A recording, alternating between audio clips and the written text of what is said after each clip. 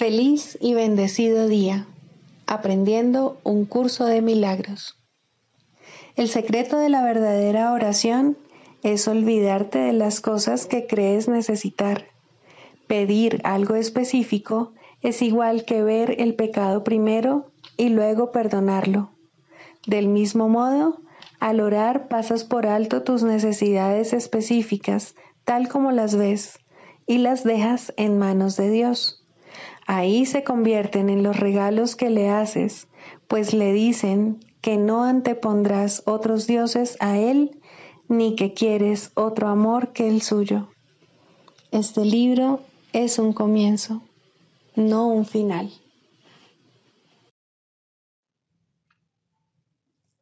Del prefacio, que postula, párrafo 2. El mundo de la percepción, por otra parte, es el mundo del tiempo, de los cambios, de los comienzos y de los finales. Se basa en interpretaciones, no en hechos. Es un mundo de nacimientos y muertes, basado en nuestra creencia en la escasez, en la pérdida, en la separación y en la muerte. Es un mundo que aprendemos en vez de algo que se nos da. Es selectivo en cuanto al énfasis perceptual, inestable en su modo de operar e inexacto en sus interpretaciones. Introducción. Este es un curso de milagros. Es un curso obligatorio. Solo el momento en que decides tomarlo es voluntario. Tener libre albedrío no quiere decir que tú mismo puedas establecer el plan de estudios. Significa únicamente que puedes elegir lo que quieres aprender en cualquier momento dado. Este curso no pretende enseñar el significado del amor, pues eso está más allá de lo que se puede enseñar. Pretende, no obstante, despejar los obstáculos que impiden experimentar la presencia del amor, el cual es tu herencia natural. Lo opuesto al amor es el miedo, pero aquello que todo lo abarca no puede tener opuestos. Este curso puede, por lo tanto, resumirse muy simplemente de la siguiente manera. Nada real puede ser amenazado. Nada irreal existe. En esto radica la paz de Dios. Capítulo 1. El significado de los milagros. Primero, principios de los milagros. Principio 29. Los milagros alaban a Dios a través de ti. Lo alaban al honrar a sus creaciones, afirmando así la perfección de las mismas. Curan porque niegan la identificación con el cuerpo y afirman la identificación con el espíritu. Capítulo 28.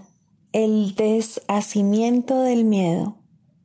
Primero, el recuerdo del presente.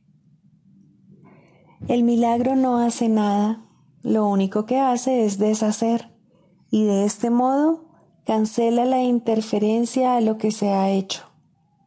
No añade nada, sino que simplemente elimina, y lo que elimina hace mucho que desapareció, pero puesto que se conserva en la memoria, sus efectos parecen estar teniendo lugar ahora.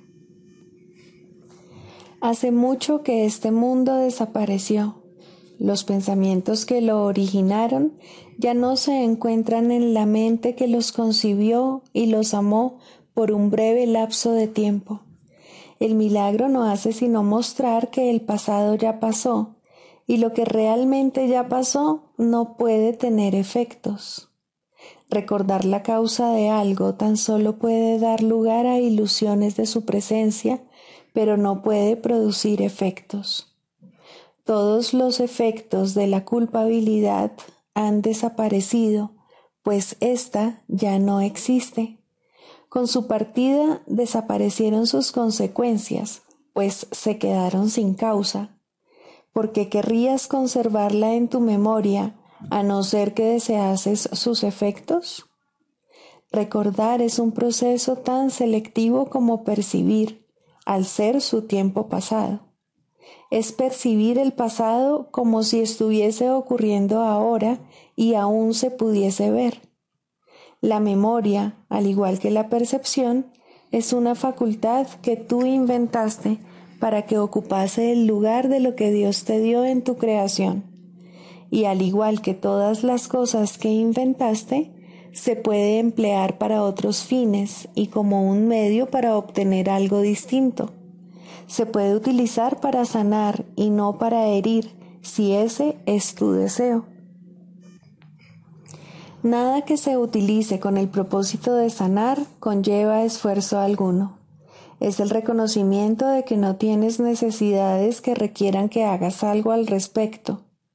No es una memoria selectiva ni se utiliza para obstruir la verdad. Todas las cosas de las que el Espíritu Santo puede valerse para sanar le han sido entregadas sin el contenido ni los propósitos para las que fueron concebidas.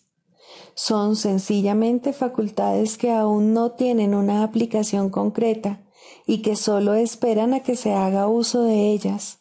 No han sido consagradas a nada en particular ni tienen ningún objetivo. El Espíritu Santo puede ciertamente hacer uso de la memoria, pues Dios mismo se encuentra en ella. Mas no es esta una memoria de sucesos pasados, sino únicamente de un estado presente. Has estado acostumbrado por tanto tiempo a creer que la memoria contiene solo el pasado, que te resulta difícil darte cuenta de que es una facultad que puede recordar el ahora. Las limitaciones que el mundo le impone a ese recordar son tan vastas como las que permites que el mundo te imponga a ti. No existe vínculo alguno entre la memoria y el pasado.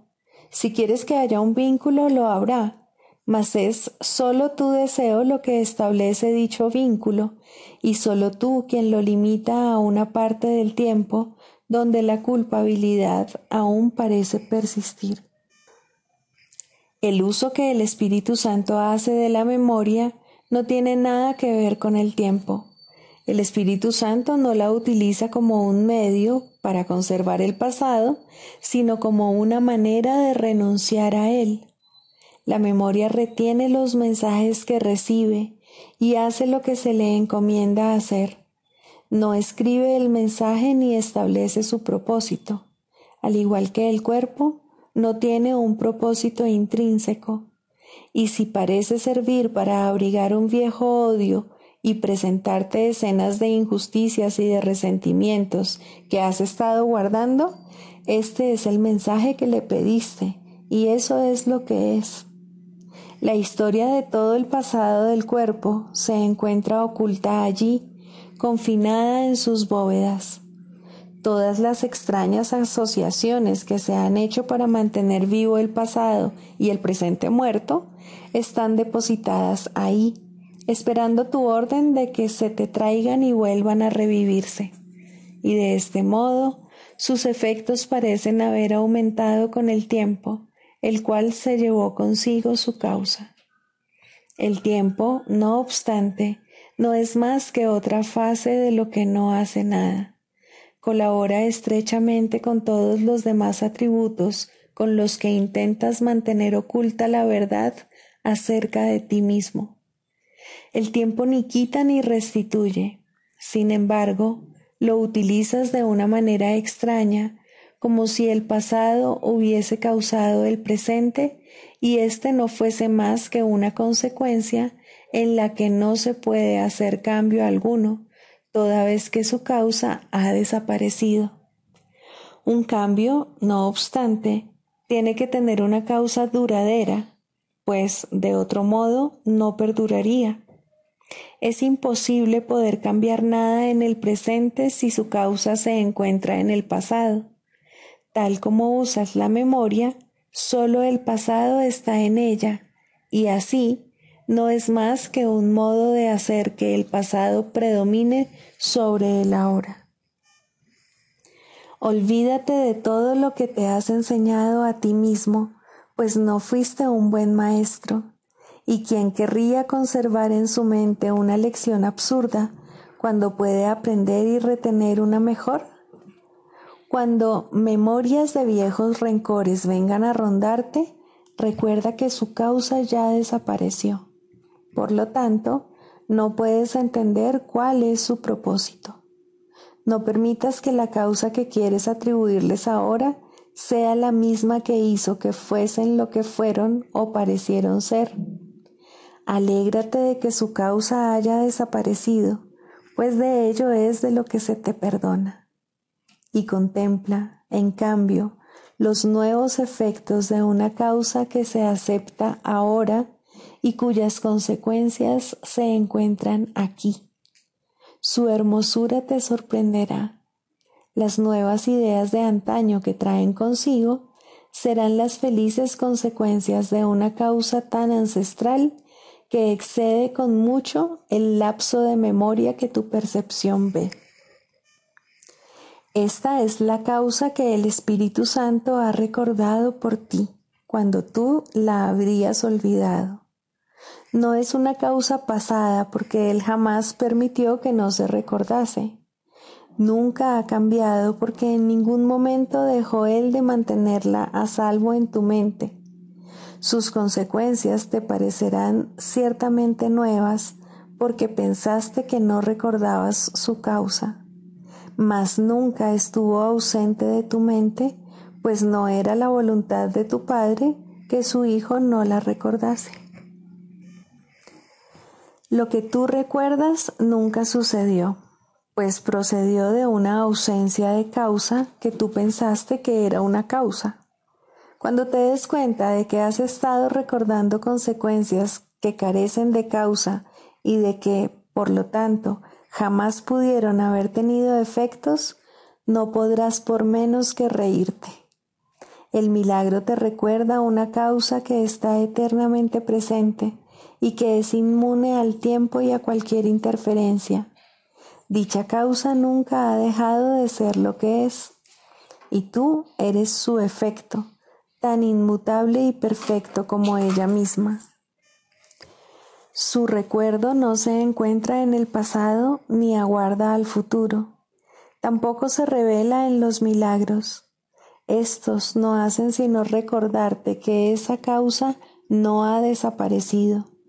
Cuando le perdones tus propios pecados, dejarás de negarla. Tú que has querido condenar a tu propio Creador, no puedes comprender que no fue Él quien condenó a su Hijo. Quieres negarle sus efectos, sin embargo, estos jamás han sido negados. Es imposible que su Hijo pudiese jamás haber sido condenado por lo que carece de causa y es contrario a su voluntad. De lo único que tu memoria quiere dar testimonio es del temor de Dios. Él no ha hecho eso que temes, ni tú tampoco. Por lo tanto, jamás perdiste tu inocencia. No tienes necesidad de curación para estar sano. Desde la quietud de tu interior, ve en el milagro una lección en cómo permitir que la causa tenga sus propios efectos y en no hacer nada que pueda interferir. El milagro llega silenciosamente a la mente que se detiene por un instante y se sumerge en la quietud. Se extiende dulcemente desde ese momento de quietud y desde la mente a la que en dicha quietud sanó hasta otras mentes para que compartan su quietud. Y éstas se unirán en su cometido de no hacer nada que impida el retorno de la radiante extensión del milagro a la mente que dio origen a todas las mentes. Puesto que el milagro nació como resultado de un acto de compartir, no puede haber ninguna pausa en el tiempo que pueda hacer que el milagro se demore en llegar cuanto antes a las mentes perturbadas para brindarles un momento de quietud en el que el recuerdo de Dios pueda retornar a ellas. Lo que creían recordar se acalla ahora, y lo que ha venido a ocupar su lugar no se olvidará completamente después. Aquel a quien dedicas parte de tu tiempo te da las gracias por cada instante de silencio que le ofreces, pues en cada uno de esos instantes se le permite al recuerdo de Dios ofrecer todos sus tesoros al Hijo de Dios, que es para quien se han conservado. Cuán gustosamente se los ofrece el Espíritu Santo a aquel para quien le fueron dados, y su Creador comparte su agradecimiento porque a él no se le puede privar de sus efectos. El instante de silencio que su Hijo acepta le da la bienvenida a la eternidad, así como a él, permitiéndoles a ambos entrar donde es su deseo morar. Pues en ese instante el Hijo de Dios no hace nada que le pueda producir temor. Cuán rápidamente aflora el recuerdo de Dios en la mente que no tiene ningún temor que la mantenga alejada de dicho recuerdo. Lo que dicha mente había estado recordando desaparece. Ya no hay pasado que con su imagen tenebrosa impida el feliz despertar de la mente a la paz presente. Las trompetas de la eternidad resuenan por toda la quietud, mas no la perturban. Y lo que ahora se recuerda es la causa, no el miedo, el cual se inventó con vistas a anular aquella y a mantenerla en el olvido. La quietud habla con suaves murmullos de amor que el Hijo de Dios recuerda de antaño, antes de que su propio recuerdo se interpusiese entre el presente y el pasado para hacerlos inaudibles.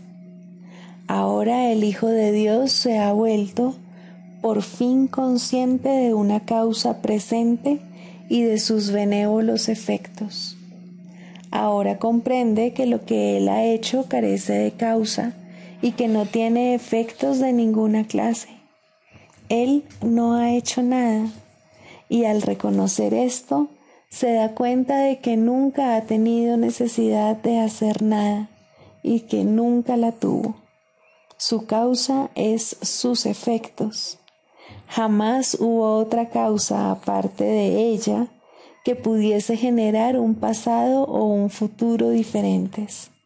Sus efectos son por siempre inmutables y se encuentran enteramente más allá del miedo y del mundo del pecado. ¿Qué se ha perdido por dejar de ver lo que carece de causa? ¿Y dónde está el sacrificio, una vez que el recuerdo de Dios ha venido a ocupar el lugar que antes ocupaba la pérdida? ¿Qué mejor modo hay de cerrar la diminuta brecha entre las ilusiones y la realidad que dejar que el recuerdo de Dios fluya a través suyo y la convierta en un puente en el que solo un instante es suficiente para transponerla? Pues Dios la ha cerrado consigo mismo. Su recuerdo no ha desaparecido, ni ha dejado al Hijo encallado para siempre en una costa desde donde puede divisar otra a la que nunca podrá llegar. Su Padre ha dispuesto que Él sea elevado y llevado dulcemente hasta ella. Él ha construido el puente, y es Él quien transportará a su Hijo a través de él. No temas que Él vaya a dejar de hacer lo que es su voluntad, ni que vayas a ser excluido de lo que ésta dispone para ti. Libro de ejercicios. 3. ¿Qué es el mundo? El mundo es una percepción falsa. Nació de un error y no ha abandonado su fuente. Persistirá mientras se siga abrigando el pensamiento que le dio vida. Cuando el pensamiento de separación haya sido sustituido por uno de verdadero perdón, el mundo se verá de una manera completamente distinta, de una manera que conduce a la verdad en la que el mundo no puede sino desaparecer, junto con todos sus errores. Ahora su fuente ha desaparecido, al igual que sus efectos. El mundo se fabricó como un acto de agresión contra Dios. Es el símbolo del miedo. Mas, ¿qué es el miedo sino la ausencia de amor? El mundo, por lo tanto, se fabricó con la intención de que fuese un lugar en el que Dios no pudiese entrar y en el que su Hijo pudiese estar separado de él. Esa fue la cuna de la percepción, pues el conocimiento no podría haber sido la causa de pensamientos tan descabellados. Mas los ojos engañan y los oídos oyen falsedades. Ahora es muy posible cometer errores porque se ha perdido la certeza. Y para sustituirla nacieron los mecanismos de la ilusión, que ahora van en pos de lo que se les ha encomendado buscar. Su finalidad es servir el propósito para el que se fabricó el mundo, de modo que diese testimonio de él y lo hiciera real. Dichos mecanismos ven en sus ilusiones una sólida base donde existe la verdad y donde se mantiene aparte de las mentiras.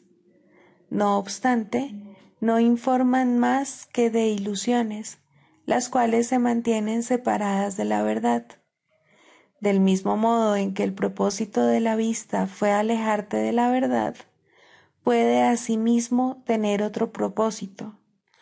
Todo sonido se convierte en la llamada de Dios, y aquel a quien Dios designó como el Salvador del mundo puede conferirle a toda percepción un nuevo propósito.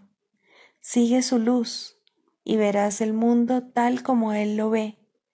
Oye solo su voz en todo lo que te habla y deja que Él te conceda la paz y la certeza que tú desechaste, pero que el cielo salvaguardó para ti en Él.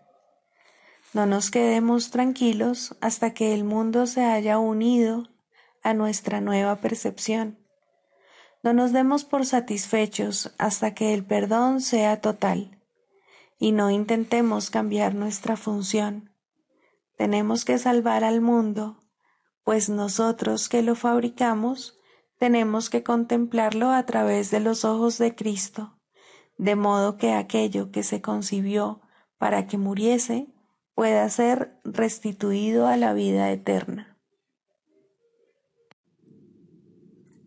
Lección 246.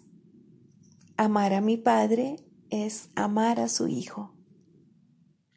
Que no piense que puedo encontrar el camino a Dios si abrigo odio en mi corazón.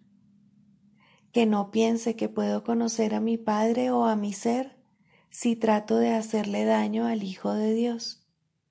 Que no deje de reconocerme a mí mismo y siga creyendo que mi conciencia puede abarcar lo que mi Padre es, o que mi mente puede concebir todo el amor que Él me profesa y el que yo le profeso a Él. Aceptaré seguir el camino que tú elijas para que yo venga a ti, Padre mío, y no podré por menos que triunfar, porque así lo dispone tu voluntad. Y reconoceré que lo que tu voluntad dispone, y solo eso, es lo que la mía dispone también. Por lo tanto, elijo amar a tu Hijo. Amén.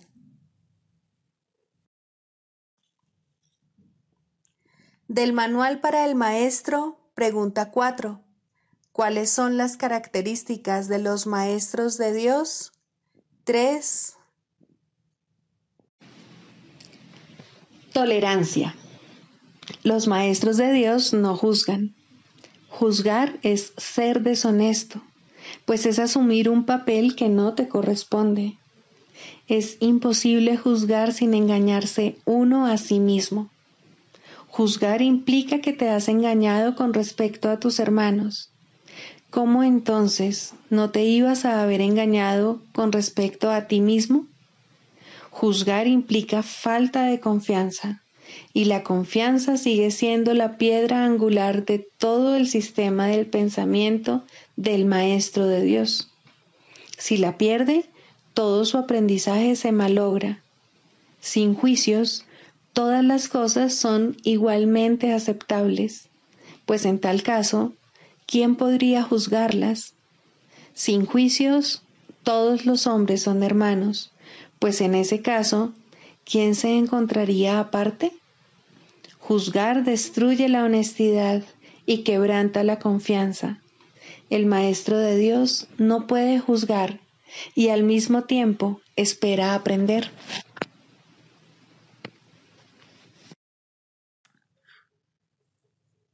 Manual para el Maestro, pregunta 3. ¿Cuáles son los niveles de enseñanza? Los maestros de Dios no tienen un nivel de enseñanza fijo. Cada situación de enseñanza-aprendizaje entraña en sus inicios una relación diferente, si bien el objetivo final es siempre el mismo: hacer de la relación una relación santa, en la que ambos puedan ver al Hijo de Dios libre de pecado. No hay nadie de quien un maestro de Dios no pueda aprender, de manera que no hay nadie a quien Él no pueda enseñar. Desde un punto de vista práctico, no obstante, es imposible que pueda llegar a conocer a todo el mundo, o que todo el mundo lo pueda encontrar a Él. Por lo tanto, el plan dispone que cada maestro de Dios establezca contactos muy específicos. En la salvación no hay coincidencias. Los que tienen que conocerse se conocerán, ya que juntos tienen el potencial para desarrollar una relación santa. Están listos el uno para el otro. El nivel más simple de enseñanza aparenta ser bastante superficial. Consiste en lo que parecen ser encuentros fortuitos, el encuentro de dos supuestos extraños en un ascensor por casualidad. El niño que sin mirar a dónde va se tropieza con un adulto por accidente. Dos estudiantes que de pronto se encuentran caminando juntos a casa. Estos encuentros no ocurren al azar. Cada uno de ellos tiene el potencial de convertirse en una situación de enseñanza-aprendizaje. Quizá los dos supuestos extraños en el ascensor se sonrían el uno al otro. Tal vez el adulto no reprenda al niño por haber tropezado con él, y tal vez los estudiantes se hagan amigos. Es posible incluso, en el nivel de encuentro más fortuito, que dos personas pierdan de vista sus intereses separados, aunque solo sea por un instante. Ese instante será suficiente. La salvación ha llegado. Es difícil entender que el concepto de niveles de enseñanza del curso universal esté tan desprovisto de significado en la realidad como lo está el concepto del tiempo. La ilusión de uno permite la ilusión de otro. Con el tiempo, el Maestro de Dios parece comenzar a cambiar de parecer acerca del mundo con una sola decisión. Y luego, a medida que la enseña, aprende más y más acerca de esa nueva orientación. Hemos hablado ya de la ilusión del tiempo, pero la ilusión de diferentes niveles de enseñanza parece ser algo distinto.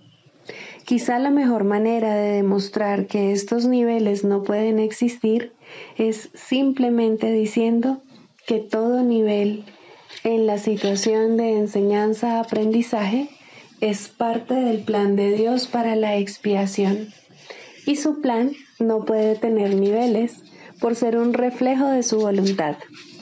La salvación está siempre lista y siempre presente. Los maestros de Dios operan en diferentes niveles, pero el resultado es siempre el mismo. Cada situación de enseñanza-aprendizaje es máxima en el sentido de que cada persona involucrada aprende lo máximo que puede de la otra en ese momento. En ese sentido, y solo en ese sentido, podemos hablar de niveles de enseñanza. Si usamos esta definición de niveles de enseñanza, el segundo nivel es una relación más prolongada en la que, por algún tiempo, dos personas se embarcan en una situación de enseñanza-aprendizaje bastante intensa y luego parecen separarse. Al igual que en el primer nivel, estos encuentros no son por casualidad, ni lo que aparenta ser al final de la relación es realmente un final. Una vez más, cada uno de ellos aprendió lo máximo posible durante el tiempo que estuvieron juntos. Los que se han conocido, no obstante, volverán algún día a encontrarse, pues el destino de toda relación es hacerse santa. Dios no se equivoca con respecto a su Hijo. El tercer nivel de enseñanza se da en relaciones que, una vez formadas, son de por vida. En estas situaciones de enseñanza-aprendizaje se le provee a cada persona de un compañero de aprendizaje determinado que le ofrece oportunidades ilimitadas de aprender. Por lo general, no hay muchas relaciones de este tipo, ya que su existencia implica que las personas en cuestión han alcanzado simultáneamente un nivel en el que el equilibrio entre aprendizaje y enseñanza es perfecto. Esto no significa que necesariamente se den cuenta de ello. De hecho, en la mayor parte de las ocasiones no se dan cuenta. Puede que incluso haya bastante hostilidad entre ellos por algún tiempo, o tal vez de por vida, mas si así lo deciden, tienen ante sí la lección perfecta y pueden aprenderla. Y si deciden aprenderla, se convierten en los salvadores de los maestros que flaquean y que incluso parecen fracasar. Es imposible que un maestro de Dios no encuentre la ayuda que necesita.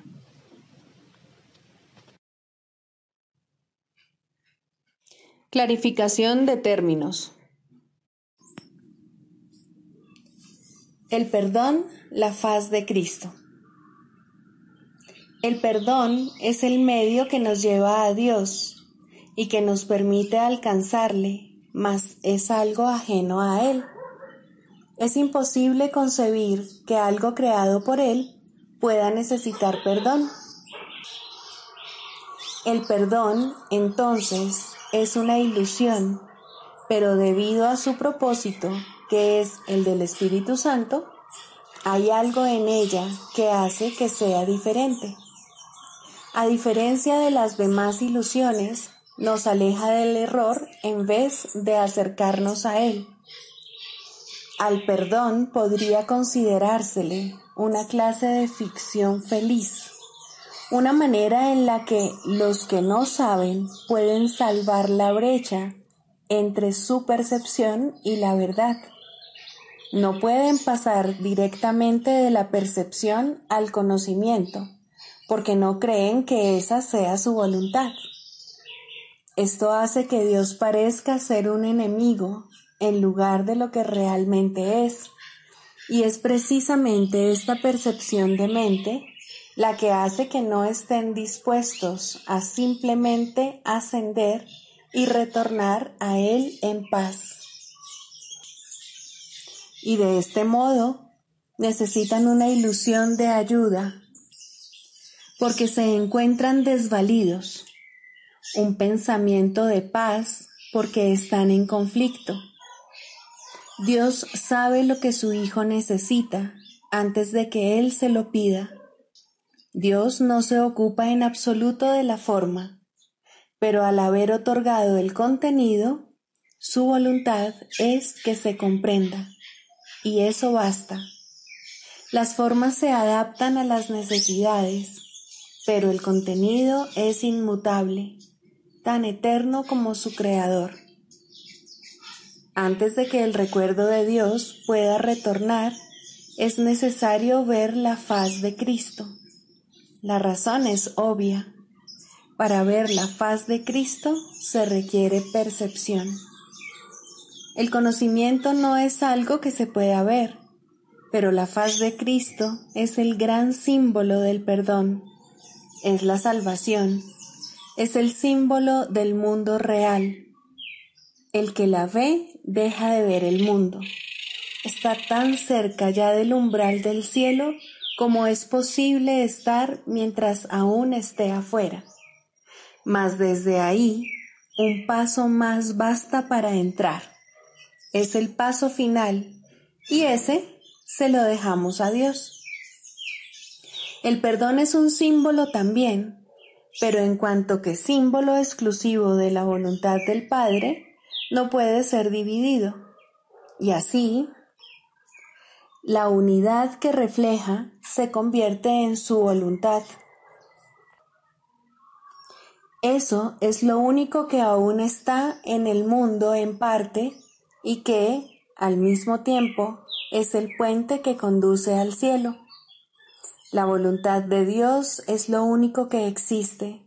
Lo único que podemos hacer es pasar de la nada al todo, del infierno al cielo.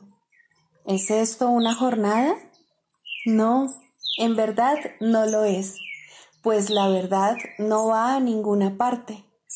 Pero las ilusiones cambian según el lugar o la época.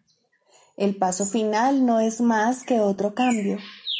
Por ser una percepción, es en parte irreal. Sin embargo, esa parte desaparecerá. Lo que entonces quedará será la paz eterna y la voluntad de Dios. Ahora ya no hay deseos, pues los deseos cambian. Incluso lo que una vez se deseó puede volverse indeseable. Esto es así porque el ego jamás puede estar en paz, pero la voluntad es constante por ser el don de Dios, y lo que Él da es siempre como Él mismo. Este es el propósito de la faz de Cristo. Es el regalo de Dios para la salvación de su Hijo. Contempla únicamente esto y habrás sido perdonado. Cuán hermoso se vuelve el mundo en ese instante en el que ves la verdad acerca de ti mismo reflejada en Él. Ahora estás libre de pecado y contemplas tu impecabilidad. Ahora eres santo y así lo percibes. Y ahora la mente retorna a su Creador, la unión de Padre e Hijo, la unidad de unidades que se encuentra detrás de toda unión, aunque más allá de todas ellas. No se ve a Dios, sino que únicamente se le comprende. No se ataca a su Hijo, sino que se le reconoce.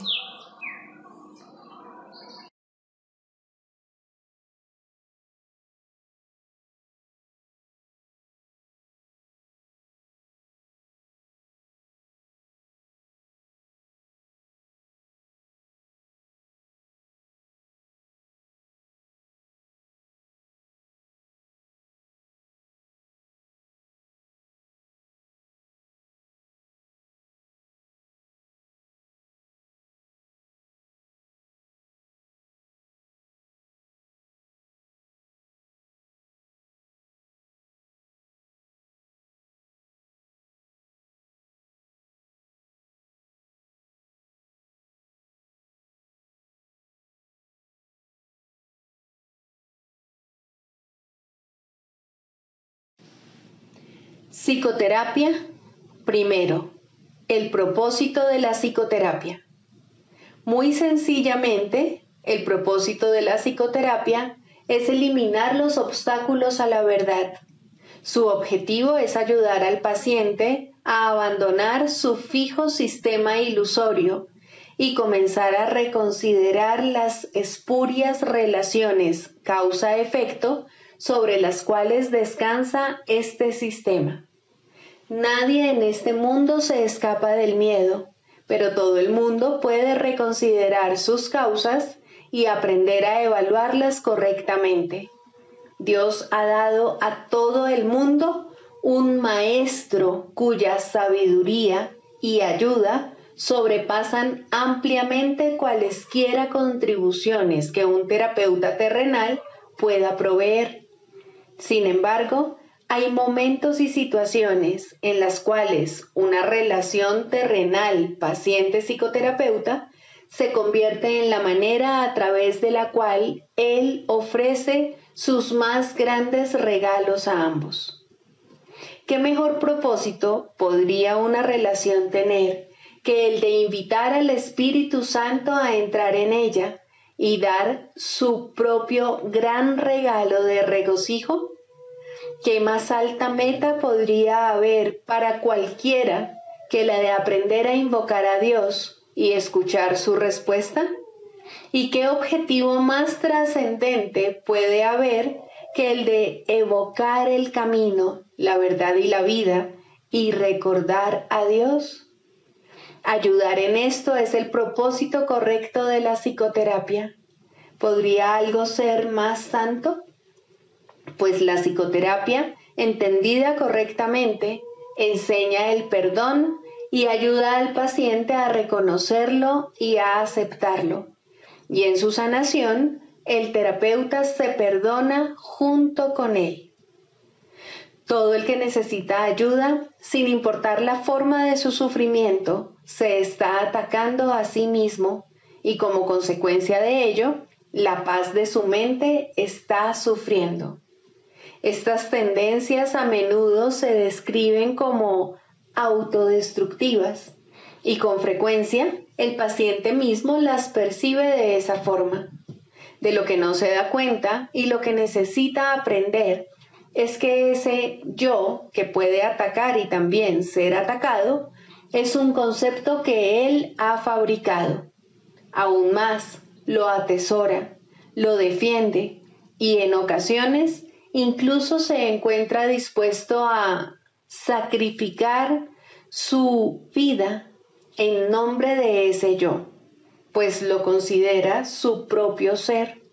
Lo ve como algo que se afecta, que reacciona a fuerzas externas según ellas lo requieren y que se encuentra indefenso en medio del poder del mundo. La psicoterapia, entonces, debe restablecer a su conciencia la habilidad para tomar sus propias decisiones.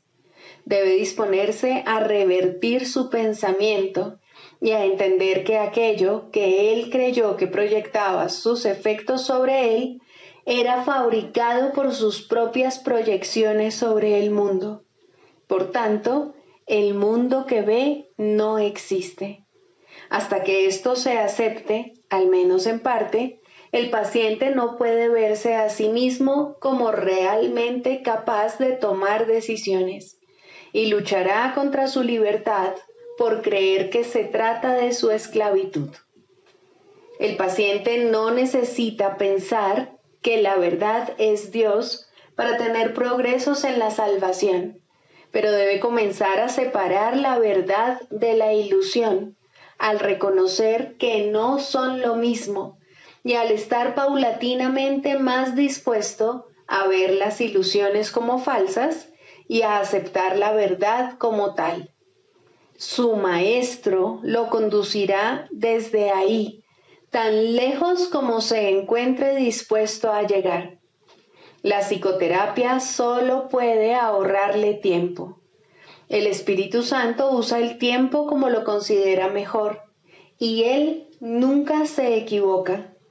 La psicoterapia, bajo su dirección, es uno de los medios que usa para ahorrar tiempo y para preparar maestros adicionales para su obra. La ayuda que él comienza y dirige no tiene fin. Cualquiera que sea la ruta que él elija, toda psicoterapia finalmente conduce a Dios. Pero eso se le deja a él. Todos somos sus psicoterapeutas, pues quiere que todos seamos sanados en Él. El canto de la oración. Segundo, la escalera de la oración. La oración no tiene principio ni fin, es parte de la vida, pero sí cambia de forma y crece a medida que uno va aprendiendo hasta que alcanza su estado amorfo y se funde en una comunicación total con Dios. En su aspecto peticionario, no necesita apelar a Dios, que de hecho rara vez se hace, y ni siquiera entraña creencia alguna en Él. En estos niveles, la oración es un simple desear que surge de un sentido de carencia y escasez. Estas formas de oración o de pedir desde la necesidad siempre entrañan un sentimiento de debilidad e insuficiencia. Nadie, pues, que esté seguro de su identidad, podría orar de esta manera. Pero no es menos cierto que nadie que no tenga certeza sobre su identidad puede evitar hacerlo. La oración es tan continua como la vida. Todo el mundo ora sin cesar. Pide y ya has recibido, pues has determinado qué es lo que quieres. Es posible, asimismo, alcanzar una forma más elevada de pedir desde la necesidad, puesto que en este mundo la oración es reparadora y, por lo tanto, entraña niveles de aprendizaje. En este caso, la petición puede ser dirigida a Dios con verdadera fe, pero aún sin comprensión.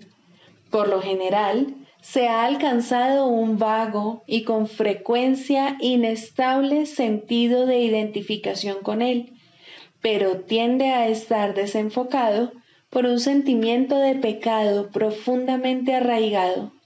En este nivel es posible que se sigan pidiendo cosas mundanas en variedad de formas, como también es posible pedir dones tales como la bondad o la honestidad y, en particular, perdón para las muchas fuentes de culpa que inevitablemente yacen bajo cualquier oración procedente de la necesidad.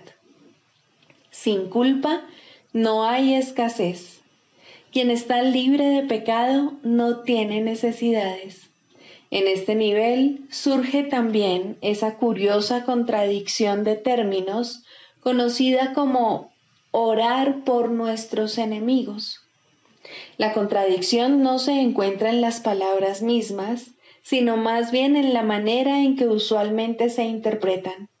Mientras creas tener enemigos, habrás limitado tu oración a las leyes del mundo y habrás limitado también tu capacidad para recibir y para aceptar a esos mismos estrechos márgenes. Sin embargo, si tienes enemigos, tienes necesidad de oración y una gran necesidad, por cierto. Entonces, ¿qué significa realmente la frase?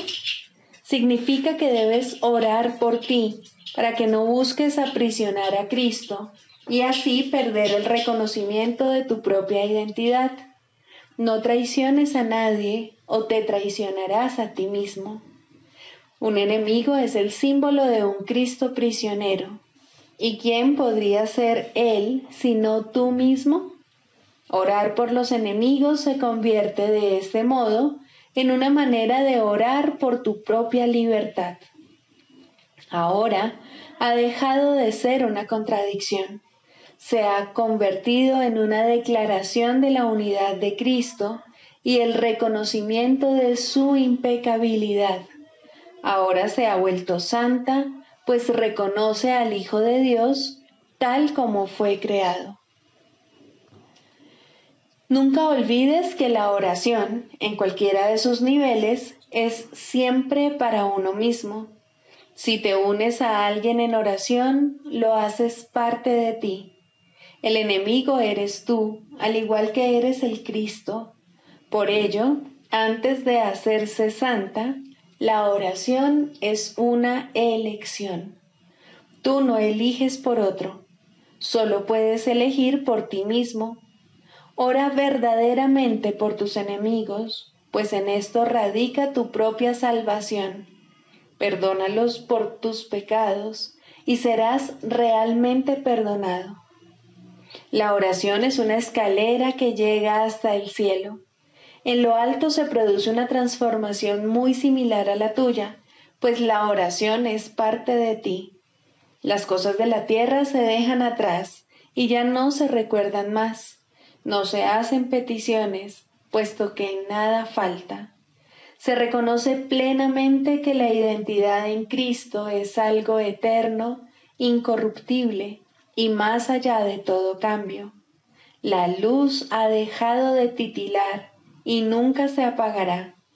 Ahora, sin necesidades de ninguna clase y revestida por siempre de la pura impecabilidad que es el regalo de Dios para ti, su Hijo, la oración puede convertirse otra vez en aquello para lo que se concibió, pues ahora se eleva cual canto de gratitud a tu Creador, sin palabras, pensamientos o vanos deseos, y sin necesidad de nada en absoluto. De este modo se extiende como estaba destinada a hacerlo, y por esta ofrenda Dios mismo da las gracias. Dios es la meta de toda oración, lo cual la hace eterna en vez de temporal. No tiene comienzo, pues la meta no ha cambiado jamás. La oración, en las formas que adopta inicialmente, es una ilusión, ya que no se necesita escalera alguna para llegar hasta aquello de lo que uno nunca se alejó. No obstante, la oración forma parte del perdón, mientras éste, que de por sí es una ilusión, continúe sin lograrse. La oración estará ligada al aprendizaje hasta que el objetivo del aprendizaje se haya alcanzado, y entonces todas las cosas se transformarán al unísono y retornarán libres de toda mancha a la mente de Dios. Al encontrarse más allá de lo que se puede aprender, este estado es indescriptible. Es necesario, no obstante, entender las etapas por las que hay que pasar para su obtención, si la paz ha de ser restaurada en el Hijo de Dios, quien vive ahora en la ilusión de la muerte y el temor de Dios. Sigamos a Jesús haciendo del perdón algo tan natural como respirar y algo tan vital como el aire. Amén.